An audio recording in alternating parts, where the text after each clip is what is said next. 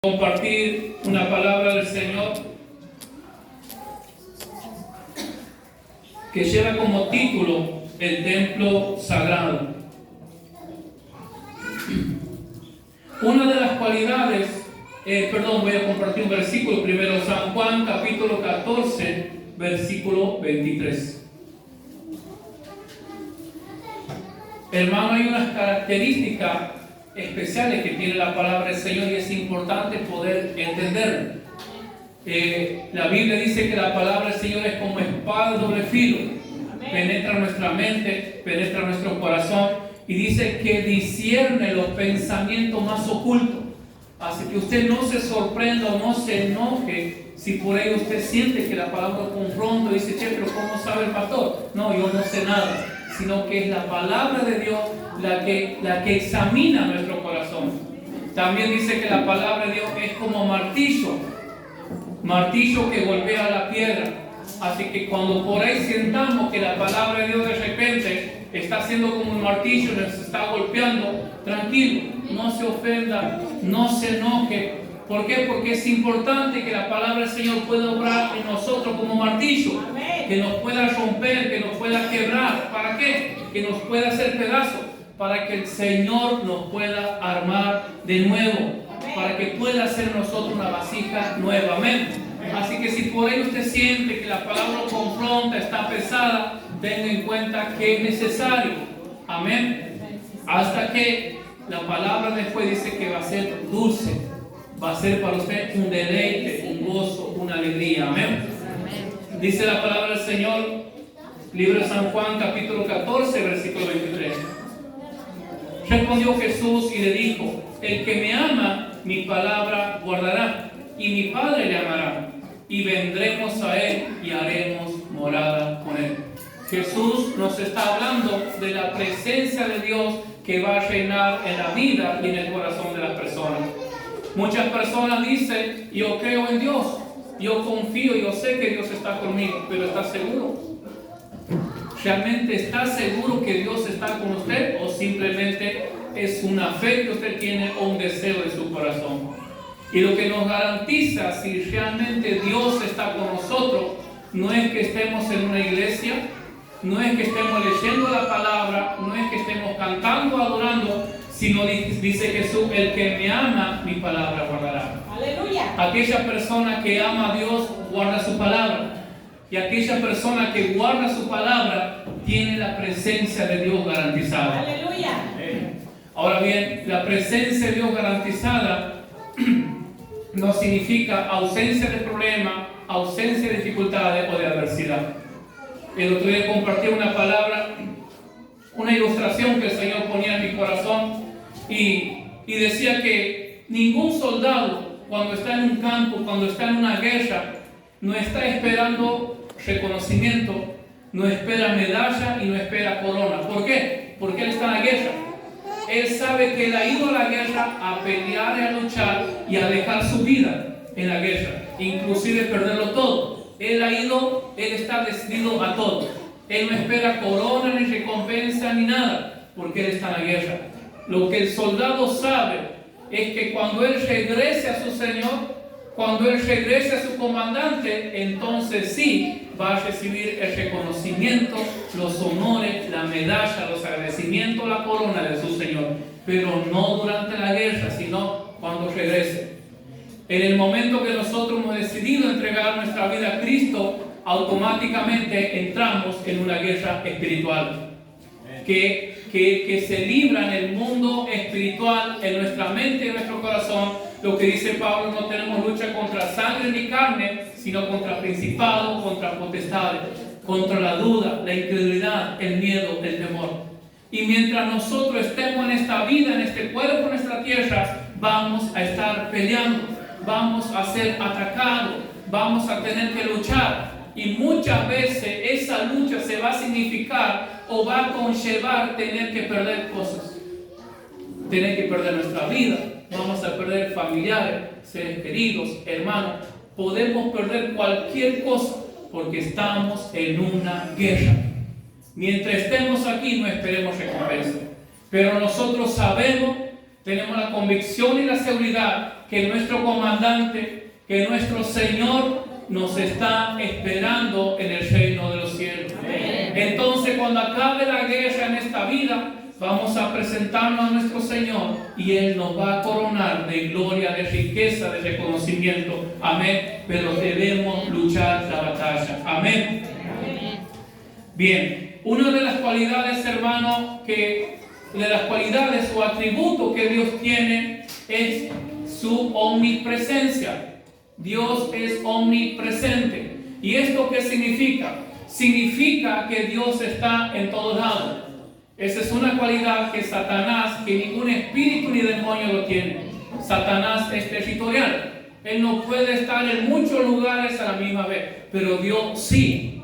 Dios puede estar en esta noche en la iglesia, cuenta conmigo, sanando, libertando, trayendo paz, trayendo alegría, trayendo gozo, y a la misma vez, en el mismo instante, en el mismo segundo, está en China, está en la India, también obrando, sanándose enfermos, libertando y dando fortaleza a sus hijos.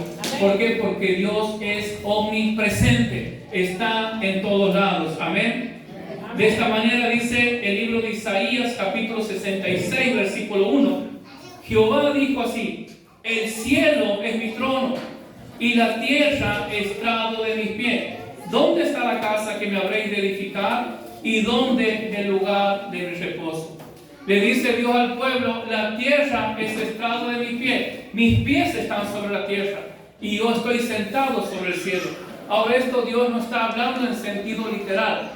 No es que literalmente Dios está como nosotros en una silla y la silla es el cielo y la tierra es el planeta. No, está hablando en un sentido figurado. Está hablando de la soberanía, del poder y del control absoluto que Dios tiene y que Él está en todo lado, en todo lugar y que nada escapa de Él.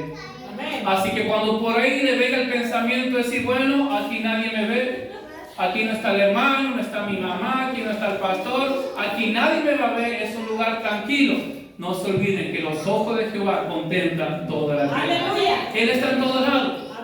Así como Él está aquí en esta noche, Él está donde usted vaya.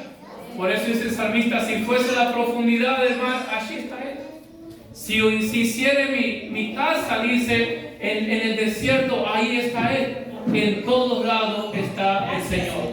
Entonces debemos comportarnos en todos lados como nos comportamos en la iglesia. Amén. Porque así como Dios está aquí, nos está viendo, está en todo lugar. Amén. Amén. Ahora bien, Dios omnipresente está en todos lados, en todos lugares. Pero, sin embargo, en el Antiguo Testamento nosotros podemos ver en parte cómo Dios, su presencia, no se reducía, sino que buscaba un lugar para hacer morada y hacer habitación. Siendo un Dios omnipresente, siendo Dios que tiene el control de todas las cosas, pero Dios buscaba un lugar donde poder morar. Y en el Antiguo Testamento ese lugar recibe el nombre de templo. Templo, arca o el arca del pacto. El arca del pacto era el lugar donde la presencia de Dios habitaba y donde la presencia de Dios moraba en ese lugar. Entonces, cuando el pueblo de Dios quería conocer la voluntad del Señor o cuando querían consultar a Dios, iban a ese lugar porque la presencia de Dios habitaba en ese lugar. Templo es un lugar sagrado o lugar santo, también llamado casa de Dios. ¿Por qué lugar santo? ¿Por qué lugar sagrado? ¿Por qué llamado casa de Dios? Porque Dios habitaba en aquel lugar. De esta manera podemos ver en el libro de Éxodo, capítulo 13, versículo 31, dice que cuando Dios saca al pueblo de Israel de Egipto, de la esclavitud, dice que había una nube que seguía al pueblo de Israel para guardarlo. Dice que había una nube y de noche una columna de fuego. No eran dos nubes, sino que era una sola nube. Solamente que de día era nube y de noche se convertía en columna de fuego. Y la pregunta es: ¿quién estaba o quién habitaba dentro de esa nube o en esa columna de fuego? En esa columna de fuego estaba el ángel de Jehová. Y el ángel de Jehová es Cristo, es Jesús. En el Antiguo Testamento, cuando nosotros vemos que el ángel de Jehová aparecido, es Cristo mismo. Es la presencia de Cristo manifestándose. Entonces era Cristo en una nube que guardaba al pueblo de Israel. Era Cristo en una columna de fuego, su presencia, toda su gloria, todo su esplendor, todo su poder en esa columna, para guardar, para defender, para proteger al pueblo de Israel. Gracias, Señor. En el mismo libro de Éxodo, capítulo 24, versículo 18, dice la palabra del Señor que ahora Dios se manifestaba a Israel en el monte Sinaí. Entonces dice la Biblia en el libro de Éxodo que Moisés subió al monte de Sinaí y allí estuvo durante 40 días y 40 noches en la presencia de Jehová. Y cada vez que Jehová Dios, el Señor, quería hablar con Israel o Moisés subía al monte. ¿Por qué? Porque ahí estaba la presencia de Dios. Ahí estaba su gloria en ese monte. Entonces Moisés subía y hablaba con Dios y traía el mensaje, la revelación o la palabra al pueblo de Israel. En el libro de Primera de Reyes, capítulo 8, versículo 11, nos habla la Biblia que el rey Salomón dice que construyó un templo para el arca. El arca donde habitaba y donde moraba la presencia de Dios. No se olvide de esto. El arca moraba y habitaba la presencia de Dios. Dice que Salomón, el rey hijo de David, construyó un templo gigante, grande, inmenso, de oro. No 100% oro, pero gran parte de oro. Y dice que puso el arca de Dios en el templo. Y escuche esto, dice que los sacerdotes, los levitas, entraron al templo para ministrar. Y dice que la gloria de Jehová descendió en el templo. Dice que era tanto la gloria, era tanto la presencia, era tanto el poder de Dios que había descendido en el templo, que dice que los sacerdotes y los levitas no pudieron permanecer para ministrar, tuvieron que salir afuera. En un templo de materiales terrenales, hecho por manos de hombres. No se olvide ese detalle. El arca del pacto, el templo, era de materiales terrenales, hecho por manos de hombres. Pero sin embargo, la gloria y la presencia de Dios moraba en aquel lugar. Amén. Y se tenía un gran respeto a ese lugar. Se tenía un gran respeto tanto al arca como al templo. No por lo que era, sino por lo que había. No por lo caro que era o por lo bonito, sino por lo que contenía, por lo que había dentro de ellos. Que no era cualquier cosa lo que había. Era la misma presencia de Jehová. Era la gloria del Señor dentro del arca o dentro del templo. Entonces tenía un gran valor. Pero sin embargo, la pregunta es, ¿por qué Dios ha tomado esa decisión de que su presencia habite en un arca o en un templo? Si Él es un Dios omnisciente, ¿cuál era la necesidad de Dios? Ninguna. Si Él podía estar en todos lados a la misma vez. Pero Dios lo hizo por amor a su pueblo. Dios lo hizo por amor a nosotros. Supongamos este ejemplo. Nosotros tenemos el presidente de la nación, ¿sí? Alberto Fernández. Él es el presidente de todo el territorio nacional de la Argentina. Entonces, en cualquier parte del territorio de la Argentina, cualquier provincia, cualquier localidad, por más que estén metidos en lo impenetrable en el monte, pero todo lo que pertenezca al territorio argentino está bajo su gobierno, está bajo su poder y bajo su autoridad. Él es el presidente del país, ¿sí? Ahora bien, nosotros estamos bajo el gobierno de Él, presidido por Él, pero sin embargo no le conocemos. ¿Por qué no le conocemos?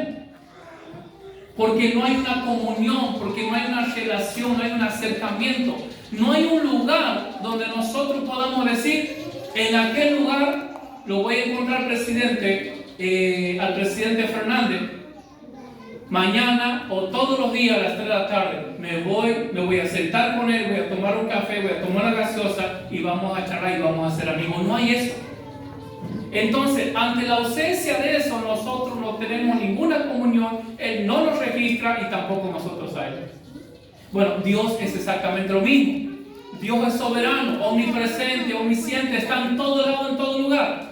Pero sin embargo, Dios siempre, hermanos, se ha interesado en acercarse a nosotros.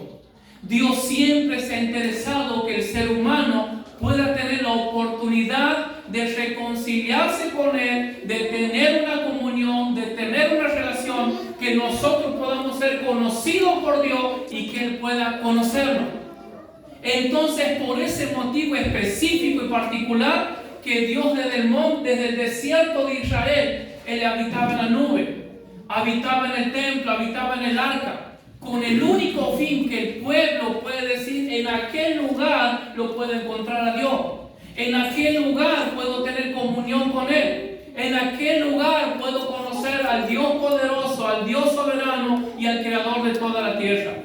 Entonces esa era la intención de Dios, motivo por el cual Él habitaba, hacía habitar su presencia en un arca, en una tienda, en un templo, con el único fin que nosotros podamos conocerlo. Amén. Amén. En el libro de 1 Samuel,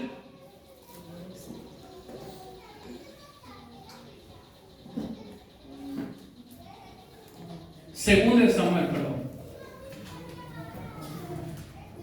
Hasta Salomón dice que construyó el templo, pero sin embargo, antes que Salomón construyera el templo, el rey David recibe una profecía, una palabra de parte de Dios.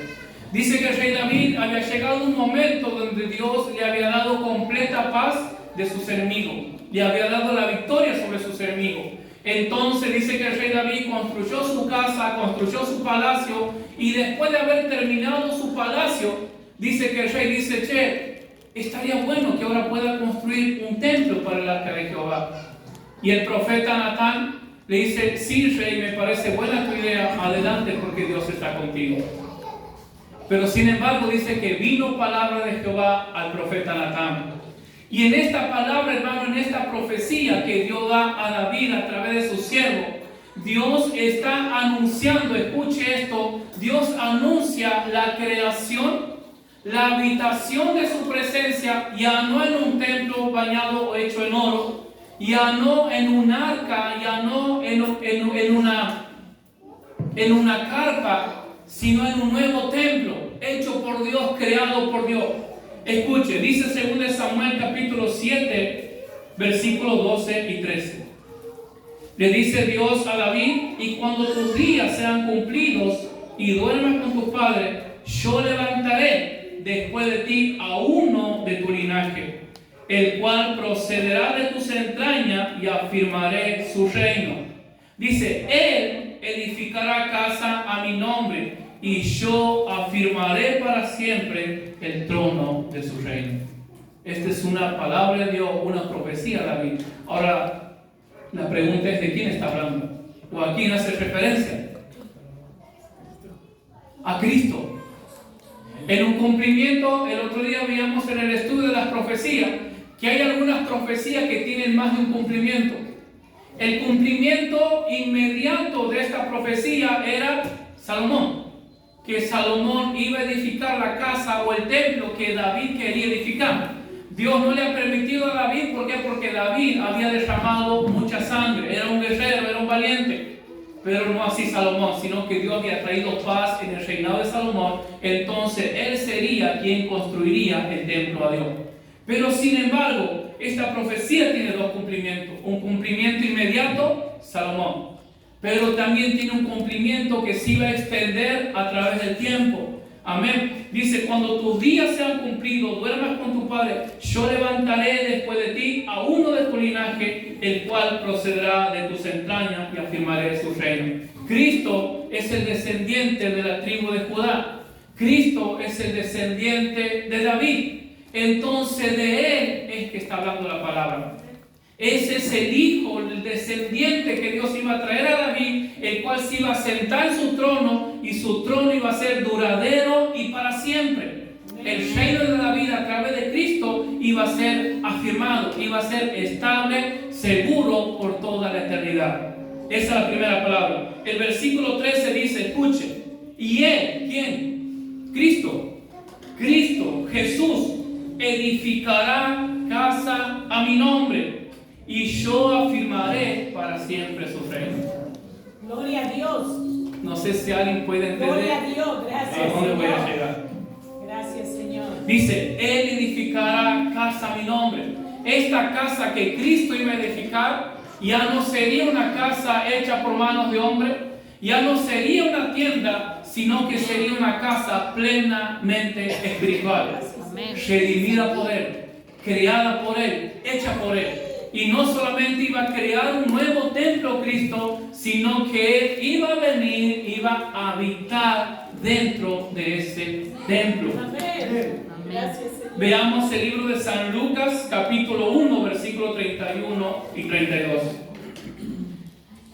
El ángel viene trayendo una palabra de cumplimiento y dice, y ahora concebirás, le dice el ángel a María, concebirás en tu vientre y darás a luz un hijo, y llamarás su nombre Jesús. Este será grande y será llamado Hijo del Altísimo, y el Señor Dios le dará el trono de David su padre. Después de haber pasado varios años de la profecía que Dios ha dado a David, el ángel aparece a María diciéndole, María, ha llegado el tiempo de cumplimiento de aquella profecía que mi siervo David ha recibido. De aquella profecía que Dios iba a levantar un descendiente de él, se iba a sentar en su trono, iba a ser duradero, eterno para siempre. Amén. Amén. En el libro de San Juan, lo que habíamos leído hace un momento, San Juan 14, 23, Jesús dice, el que me ama, mi palabra guardará, y mi Padre le amará, y vendremos a Él y haremos morada con Él. En esta palabra Jesús está diciendo, el cumplimiento de 2 de Samuel, capítulo 7, versículo 12, ha llegado. Jesús dice, el Hijo de David está aquí. El descendiente, el heredero al trono de David, el que va a heredar y va a reinar para siempre, está aquí. Dice Jesús, yo soy el cumplimiento de aquella profecía. Ahora bien, en el libro de Primera de Corintios,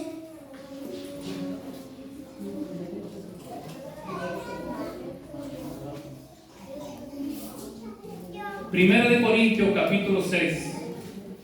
Amén.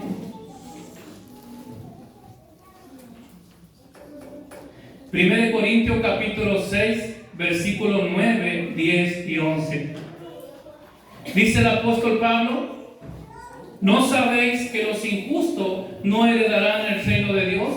No erréis, ni los fornicarios, ni los idólatras, ni los adúlteros, ni los afeminados, ni los que se echan con varones, ni los ladrones, ni los avaros, ni los borrachos, ni los maldicentes, ni los estafadores heredarán el reino de Dios. Aquí, hermano, está a punto de cumplirse la profecía de que un descendiente de David va a crear un templo para Dios y que la presencia de Dios iba a morar dentro de ese templo. Pero usted imagínese cuando usted va a construir, o cualquier persona va a construir una casa, y que donde usted va a construir hay monte, árboles, hay piedras, hay espinos, el terreno es desparejo. Nadie comienza a construir una casa, escuche esto, nadie comienza a construir una casa en medio del monte. Nadie empieza a construir una casa donde hay espinos, donde hay piedras, donde hay árboles, sino que es lo primero que hacemos cuando queremos construir un lugar. Limpiamos. Comenzamos una limpieza intensa. Sacamos toda la mugre, quemamos la mugre, el lugar queda limpio. Una vez quedado limpio, lo emparejamos. Pero todas aquellas cosas que nosotros sacamos, lo sacamos de raíces. ¿Por qué? Porque dice, no quiero que vuelva a brotar más. Si no, va a ser un estorbo. Puede ser un problema para mi casa que voy a edificar. Entonces nosotros limpiamos primero y sacamos toda la mugre. El apóstol Pablo en 1 Corintios capítulo 6 versículo 9 está describiendo todas aquellas cosas, todas aquellas características, todo pecado que Dios ha tenido que sacar, ha tenido que limpiar o va a tener que limpiar antes que su templo sea construido. Si nosotros, seres humanos, personas, no vamos a construir una casa en un lugar sucio. Entonces, ¿qué nos hace pensar? ¿Qué nos hace creer que Dios sí lo va a hacer? Si Él es el que nos da la sabiduría a nosotros. Él es el que nos ha dado la sabiduría para que nosotros aprendamos a no construir, a no edificar en lugares inhóspitos o en lugares donde no está limpio. Por eso lo siguiente que dice el apóstol Pablo, en el versículo 11 dice, y esto erais algunos. Dice Pablo, esto erais algunos de ustedes. Dice, mas ya habéis sido lavados, ya habéis sido santificados, ya habéis sido justificados en el nombre del Señor Jesús y por el Espíritu de nuestro Dios. Amén. Dice Pablo, ustedes antes eran esclavos del adulterio, de la fornicación, de la borrachera, de todo tipo de pecado. Eran antes, dice Pablo. Pero ahora, dice Pablo, el arquitecto, el constructor, el que va a edificar un nuevo terreno en ustedes, los ha limpiado, los ha purificado. Dice que Él nos ha lavado con su sangre, nos ha purificado y nos ha justificado. O sea que toda la mugre, toda la impiedad, todo el pecado que había en nosotros, Cristo con su sangre nos ha lavado, nos ha redimido, nos ha santificado con su palabra y nos ha declarado justo. Entonces ahora nosotros podemos presentarnos a orar al Padre y Él nos ve santo, justo, limpio, puros.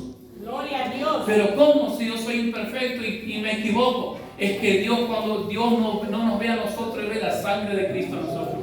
Él ve el sacrificio de su Hijo. Entonces, por ese sacrificio es que nosotros hemos sido lavados, santificados y justificados delante de Él. Amén. Ahora, ¿cuál es el resultado de este proceso? ¿Cuál es el resultado que ha venido por el lavamiento de la sangre de Cristo, por la santificación y por la justificación? El resultado de esto ha sido el templo de Dios en nuestras vidas. Gloria a Dios. Dice el mismo capítulo, 1 Corintios 6, versículo 19, dice, o ignoráis, dice Pablo, que vuestro cuerpo es templo del Espíritu Santo, el cual está en vosotros, el cual tenéis de Dios y que no sois vuestro. Aquí se ha dado el cumplimiento. Primero Dios ha tenido que limpiarnos, santificarnos, purificarnos, lavarnos con su sangre y ahora podemos decir, nuestro cuerpo es templo del Espíritu Santo de Dios. Pero ¿sabe cuál es el problema? Que nosotros muchas veces no somos conscientes de esta verdad y de este trabajo y de esta obra poderosa del Espíritu Santo. Piense por un momento lo que estoy diciendo o lo que está diciendo la palabra. Piense, nuestro cuerpo, templo del Espíritu Santo. En la antigüedad, en el Antiguo Testamento, cuando la presencia de Dios moraba en un lugar, ese lugar era delicado, sagrado, se lo cuidaba, se lo protegía. ¿Por qué? Porque la presencia de Dios habitaba en ese lugar. No podía entrar cualquiera. El sacerdote no podía entrar cuando él quería, de cualquier forma y de cualquier manera. El sacerdote, antes de entrar al templo donde estaba la presencia de Dios, primero tenía que purificarse, tenía que limpiarse para que no muera. Entonces recién podía entrar. Piense en el valor, piense en el respeto, piense en la importancia que tenía para el pueblo de Israel aquel lugar, ya sea el arca o ya sea el templo, donde habitaba y donde moraba la presencia de Dios. Era un lugar sagrado, porque Dios estaba ahí, era casa de Dios. Hermano, y nuestro cuerpo es exactamente lo mismo, aún mayor. ¿Sabe por qué? Porque aquel arca, aquel templo, era hecho por manos de hombre.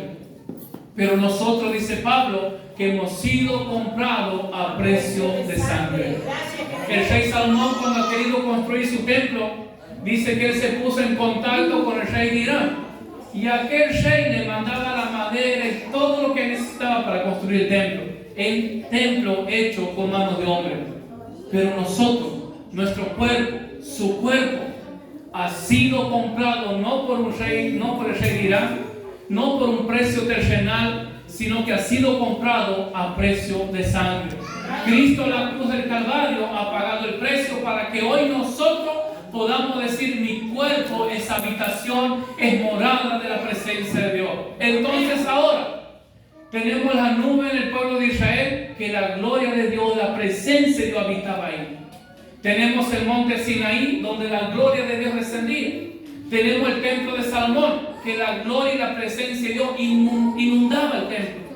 El templo ha sido lleno, saturado. ¿Y ahora qué tenemos? Nuestro cuerpo. Ya no está la nube, ya no está la columna de fuego, ya no está el arca del pacto, ya no está el templo de Salomón. Pero ahora Dios está en nuestro cuerpo. Entonces, toda esa gloria, toda esa presencia, todo ese esplendor de Cristo que habitaba en aquel lugar, ahora Dios nos ha capacitado, nos ha preparado y ha preparado nuestro templo, nuestro cuerpo, para que toda esa gloria y toda esa presencia pueda habitar en nosotros. Amén. Para que esté en nuestro cuerpo. Ahora nosotros lo que nos queda, el deber, la responsabilidad de cuidar este cuerpo que es templo del Espíritu Santo de Dios. Dice la palabra de Dios que los filisteos habían llevado el arca del pacto. Y dice que Dios los hirió con gran mortandad. Los hirió con tumores a los filisteos. Entonces dice que ellos dijeron: no, tenemos que deshacernos de esta arca del pacto porque nos va a terminar matando a todos. ¿Era el arca realmente el problema? Era lo que había dentro del arca, lo que habitaba, lo que moraba dentro del arca. Hermano, el diablo quiere hacernos pensar que somos cualquier cosa, que nos servimos, que nadie nos quiere, que nadie nos ama, que nadie nos valora. Pero sin embargo, la palabra de Dios dice que somos templo del Espíritu Santo de Dios. Amén. La palabra de Dios dice que la gloria de Cristo, que su esplendor y su presencia habitan en nosotros. Amén. Ahora, ¿cuál es la seguridad? ¿Cuál es la convicción para que nosotros podamos decir sí? Yo le pregunto, no me responde. ¿Usted es templo del Espíritu Santo? No me responde. ¿Usted está seguro que el Espíritu Santo habita en usted? Que esa gloria de Israel, esa gloria, esa presencia que se manifestaba en el Sinaí ahora está en su vida. ¿Usted está seguro de eso? ¿Cómo podemos saber? Como decíamos al principio, hay personas que dicen: yo creo en Dios, yo sé que Dios está conmigo. ¿Y cómo está seguro? ¿Cómo está seguro que no son simplemente sentimientos o emociones lo que está diciendo? Podemos estar seguros y podemos estar convencidos porque nosotros no nos deleitamos en todo aquel pecado que el apóstol Pablo menciona. En todo aquel pecado que describe en 1 Corintios 6:9. Dice: los fornicarios, los idólatras, los adúlteros, los afeminados, los que se echan con varones, los ladrones, los avaros, los borrachos, los maldicentes, los estafadores. Si nosotros no practicamos esos pecados, si nosotros no nos gozamos en el adulterio, en la fornicación, en la lascivia, entonces podemos decir que somos templo del Espíritu Santo. De lo contrario, no se confundan, no se engañen. Pero si usted dice: epa, me doy cuenta realmente que el Espíritu Santo no está en mi vida y que no soy templo de Él porque vivo una vida de pecado. No sé si alguien puede identificarse con lo que Pablo escribe. Aquellas personas, usted es aquella persona que dice: Dios me ha limpiado, Dios me ha lavado, me ha perdonado y hoy practico la palabra de Dios, vivo una vida de obediencia. O es aquella persona que dice: no, yo todavía estoy en adulterio, estoy en fornicación, me deleito en la borrachera, en los placeres, en la lujuria del pecado. Pero si usted es de aquellas personas, tranquilo, porque el mismo Cristo está aquí para perdonarnos. Dice Jesús: yo he venido a traer vida y a traer vida en abundancia. Lo único que Dios quiere, lo único que Dios espera de nosotros, que podamos reconocer, que podamos arrepentirnos y apartarnos de todo pecado. Como dice Juan: si confesamos nuestros pecados, Él es fiel, Él es justo para perdonar y para limpiarnos, y que la sangre de Cristo nos limpia de todo pecado. Así que esta noche podemos cruzar esa puerta con una decisión personal diciendo: Señor, te pido perdón, me arrepiento por todo el pecado, lávame con tu sangre, y el Espíritu Santo va a venir a hacer morada en su vida. Y cuando el Espíritu Santo, escuche, cuando el Espíritu Santo habita en un lugar, nadie tiene autoridad sobre ese Gloria a lugar. Dios.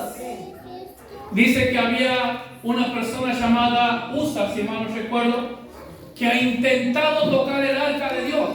Usa era un hombre de Dios. Tenía buenas intenciones, escuche. Tenía buenas intenciones porque dice que el rey David llevaba el arca con unos bueyes. Y los bueyes dice que tropezaron y Usa quiso sostener, quiso ayudar. Dice que Dios lo mató en ese momento. ¿Por qué? Porque ha intentado tocar lo que no le correspondía. Porque ha intentado meter su mano donde no debía. Tenía buena intención. Escuche, tenía buena intención. Era del pueblo de Israel. Pero la buena intención no era suficiente. Ahora bien, nosotros somos templo de Dios. Templo del Espíritu Santo. El Espíritu Santo muere en nosotros. ¿Usted cree que el diablo, que Satanás, puede tener autoridad sobre su vida? Si Usa, siendo del pueblo de Israel y con buena intención, ha querido tocar el arca y Dios lo ha matado, ¿cómo usted piensa que Satanás va a tener autoridad sobre su vida, sobre sus hijos? No es posible. Si no, entonces, ¿para qué le servimos a Dios? Si el diablo me puede atacar cuando él quiera. Si cuando él quiere puede tocar mi vida, cuando él quiere puede tocar a mi hijo, me tengo que vivir escondiendo del demonio, del diablo. No, hermano, no funciona así. Nadie nos puede tocar, nadie nos puede hacer mal, porque Cristo mora en nosotros, porque la presencia de Dios está en nosotros. La presencia de Dios guarda tu vida, guarda tu familia, guarda tus hijos. El diablo, para tocar tu vida, el diablo para tocar tus hijos, tiene que presentarse ante el trono de Dios, tiene que arrodillarse, tiene que implorar y tiene que pedir permiso. Y si el Señor dice sí, vete y tocalo, Él lo toca. Pero el diablo no puede tocarlo si Dios no lo autoriza o si usted no le da lugar. Ahora, puede tocarlo cuando nosotros, viviendo una vida de pecado, abrimos así las puertas. Escuche. Gloria a Dios. Aleluya. Hermano, somos templo del Espíritu Santo. Cuando somos irresponsables, cuando somos negligentes y no cuidamos este templo del Espíritu Santo, este cuerpo, entonces le estamos cediendo toda la autoridad a Satanás y a sus demonios para que puedan tocar nuestra vida. ¿Quién va a dar cuenta por eso? ¿Satanás? Nosotros vamos a rendir cuenta a Dios un día. Gloria a Dios. Debemos cuidar el templo del Espíritu Santo. Los sacerdotes, los levitas, no podían entrar de cualquier forma, de cualquier manera, porque Dios habitaba en aquel lugar. Versículo 20 del mismo libro, el mismo capítulo de Corintios, 1 Corintios capítulo 6. Dice: porque habéis sido comprados por precio, glorificad pues a Dios en vuestro cuerpo y en vuestro espíritu, los cuales son de Dios. Hermano, hermana, joven, jovencita, nuestro cuerpo no nos pertenece, no es de usted. Nuestro cuerpo le pertenece a Cristo. Dice que somos miembros, nuestro cuerpo es miembro del cuerpo de Cristo. Dice Pablo: ¿acaso no saben ustedes que su cuerpo es templo del Espíritu Santo? ¿No saben que su cuerpo es el miembro del cuerpo de Cristo? Y dice Pablo: ¿acaso quitaré los miembros de Cristo y los haré miembros de una ramera? De ningún modo. Hermanos, no podemos usar nuestro cuerpo para el adulterio. No podemos usar nuestro cuerpo para la lascivia. No podemos usar nuestro cuerpo para vivir una vida de fornicación, satisfaciendo los deseos de nuestra carne, creyendo que no pasa nada, creyendo: bueno, soy joven, soy bonito, soy fachero, soy linda, tengo que aprovechar mi juventud. Te vas a acordar un día cuando estés en el infierno, y ahí vas a decir: realmente mi juventud lo he desechado, no lo he disfrutado. Disfrutar no es vivir en pecado. El pecado esclaviza. El pecado trae muerte. Y después vienen los problemas, los dolores de cabeza. Ay, Señor, ¿y por qué a mí? ¿Por qué has cuidado tu cuerpo? ¿Estás glorificando a Dios con tu cuerpo? Mi alma te alaba. Matrimonios, en su intimidad, ¿están glorificando a Dios en su cuerpo? ¿O glorifican los deseos de la carne? A la lascivia, al pecado, a la lujuria.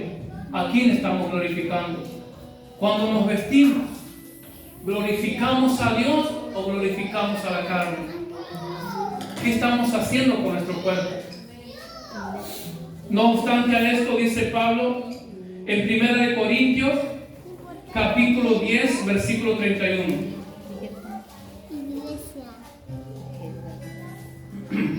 Dice, si pues coméis o bebéis o hacéis otra cosa, hacedlo todo para la gloria de Dios. Amén. Hermanos, nuestra vida en todo tiene que ser glorificado Cristo. Amén. No es que cuando usted entra a su habitación con su matrimonio y dice, bueno, voy a cerrar la puerta, no es que el Señor queda afuera, no, Él está ahí. Está el Espíritu Santo, hay ángeles que lo guardan. No es que dice, bueno, Señor, usted espera aquí, voy a hacer unas cosas y ya vengo y vamos a seguir. Él está ahí. Matrimonios, en su matrimonio, esposo, esposa, en su intimidad tienen que glorificar a Cristo. Joven, jovencita, en su cuerpo tiene que glorificar a Dios. No podemos vivir una vida medio. No es que Dios ve únicamente el corazón, a Dios le interesa, no. Dice la Biblia que no, que en todo tiene que ser Dios siempre glorificado. Amén. Amén.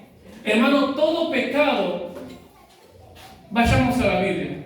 Libro de San Mateo, capítulo 15.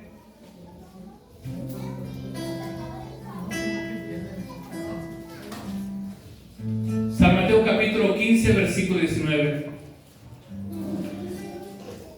Versículo 18 dice Jesús, pero lo que sale de la boca del corazón sale, y esto contamina al hombre. Porque del corazón salen los malos pensamientos, los homicidios, los adulterios, las fornicaciones, los hurtos, los falsos testimonios, las blasfemias. Estas cosas son las que contaminan al hombre, pero el comer con las manos sin lavar no contamina. Hermano, todo pecado tiene su raíz en el corazón. No, bueno, es que yo he caído porque me he invitado. Me he invitado, no le puedo decir que no, y bueno, hemos terminado.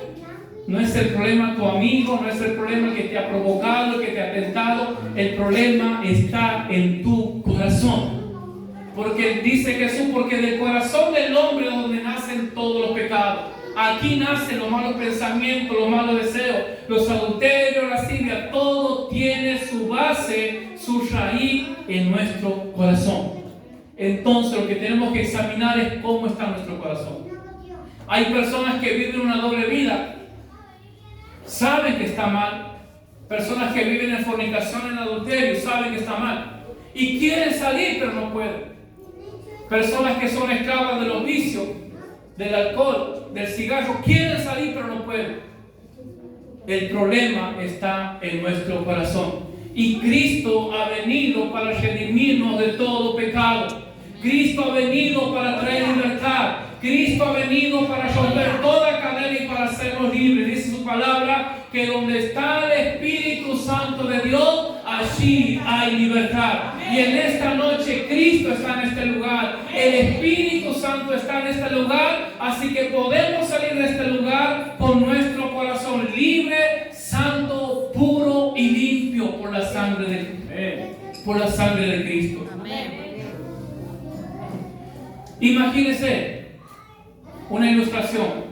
Usted tiene una casa grande, usted es el dueño de la casa, pero sin embargo usted tiene una deuda grande. Usted no ha podido pagar esa deuda. Entonces viene aquel hombre y dice, mira, me voy a quedar con tu casa y me voy a quedar con vos también, porque no has podido pagar tu deuda. Entonces viene aquel hombre y no solamente se queda con aquella persona y con la casa, sino también que él queda adentro y lo mantiene prisionero, lo mantiene esclavo. Pero viene alguien que dice, golpea la puerta, ¿cuál es tu situación? situación, no, estoy aquí en mi casa, no puedo salir, estoy siendo esclavo. Dice, mira, a partir de hoy queda libre y hoy pagado el precio.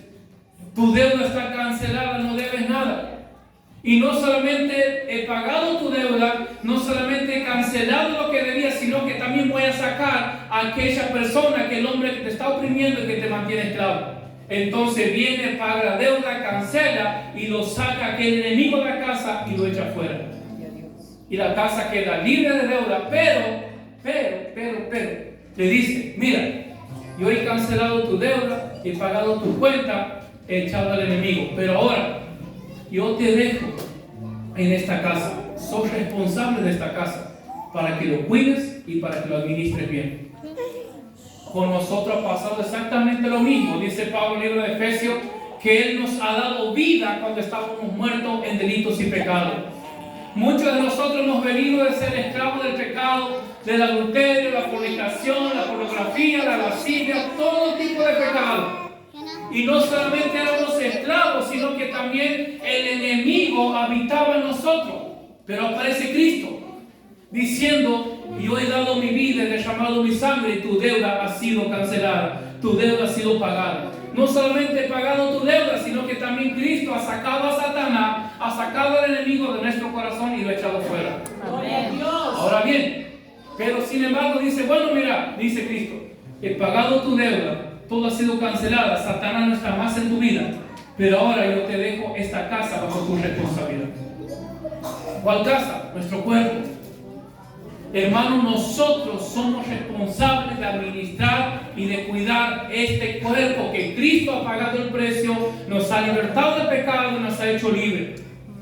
Pero la responsabilidad ahora no es de Dios. No es de Dios la responsabilidad de decidir si caigo o no caigo, si me dejo llevar o no me dejo llevar. Está en cada uno de nosotros la responsabilidad de cuidar este templo que es el cuerpo del Espíritu Santo de Dios. Amén. Póngase de pie, por favor, esta noche.